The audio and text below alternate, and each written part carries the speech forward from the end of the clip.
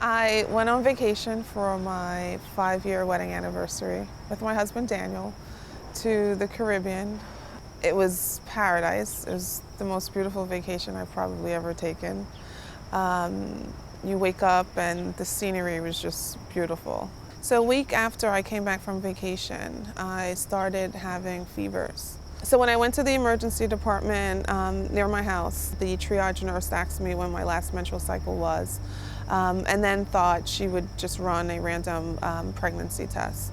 I waited in the emergency room for an extended period of time. I'm talking about 4 to 5 hours.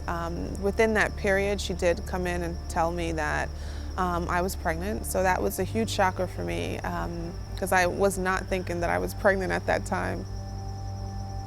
The emergency room doctors thought that there was something wrong with my heart, and they wanted to actually transfer me to their ICU because they thought maybe I needed a cath done. Then cardiology came in and said, no, she just has myocarditis. It's probably just inflammation of her heart, and then I was discharged. So I went from going to ICU to then being discharged.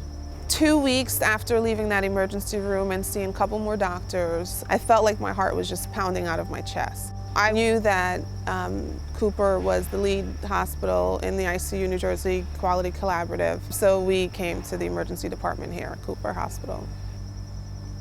When I arrived at Cooper, I was exhibiting fever, chills, chest pains. I immediately went into triage. They took me right in. The triage nurse was very aggressive in her approach, and an EKG was done right in the triage area. I explained to her my history and what was going on for the course of about 4 weeks now at this point. And she said, "You're tachycardic and I'm taking you right back." Alicia had septic shock. She was at risk of dying because she couldn't keep her blood pressure up. Sepsis is when an infection gets into the bloodstream and it produces systemic or total body changes. Alicia had the most severe form of sepsis. It can injure the lungs, the kidneys, and perhaps the most potentially devastating manifestation of sepsis is when it involves the cardiovascular system, the heart and blood vessels, and the person can't keep their blood pressure up compatible with life. We call that septic shock.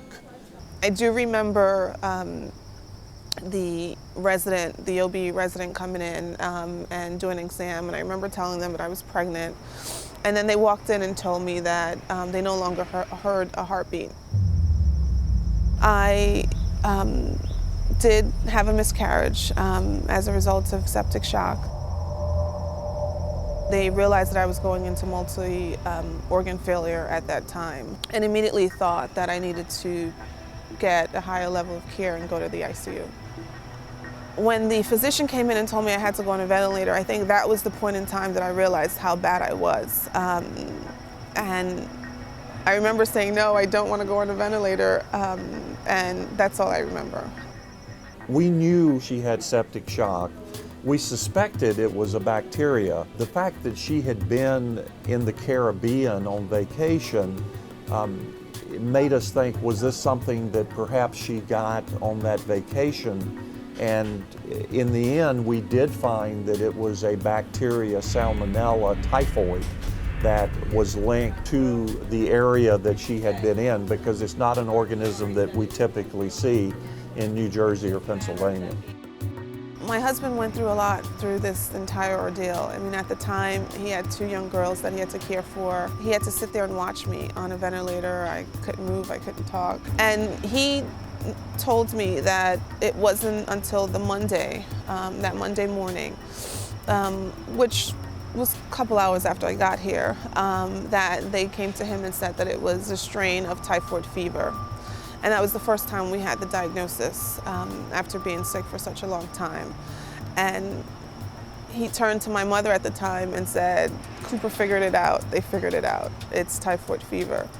Things were still getting worse, so we were very concerned about Alicia. We have a research trial here called Euphrates, which is a different type of approach to research in septic shock. We put a catheter into a large vein in the leg, and we run the blood through a kidney-like dialysis machine, and we have a filter that is lined with substance that sucks the endotoxin out of the bloodstream. So we actually remove it from the body. This was what we call a randomized placebo control study where she, at the flip of a coin, she would either get this new therapy or she would get placebo, which means nothing, added to her current therapy. I was crashing, and my husband knew that I was deteriorating at that point. And Dr. Dillinger was very resourceful in helping my family make a really tough decision on being part of this trial. And he engaged the entire family, including my husband, and at that point my husband knew that it was the only option for me, and he signed me up for the trial. Immediately after the trial, vital signs started coming back, skin color was back, and my heart rate was looking good, and the decision was made that I can be extubated, and I didn't need to be on a vent anymore. I still don't know today, and it's almost 2 years ago, whether Alicia got the real treatment or the fake treatment. I'm not supposed to know. She was very sick, not getting better, and then she got very quickly better over 24 hours. I would like to think she got the treatment. We won't know the answer to that question until the trial is over and the analysis is done. I was extubated on Saturday morning, and within about 24 hours, with the assistance, of course, of help, I was able to leave the ICU and go to a regular floor, and I was discharged on Tuesday. I'm glad to be alive. I thank God and I thank Cooper Hospital for that. I remember her. I love her. She did great.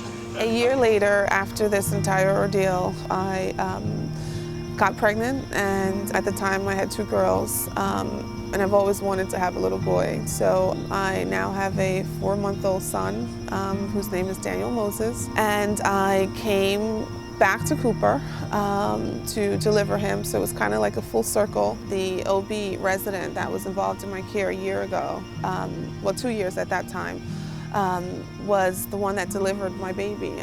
So we were like all in the room crying, and she was great. She was hugging me, I was hugging her, and she was just so happy that I was alive, and everyone was just so excited for me.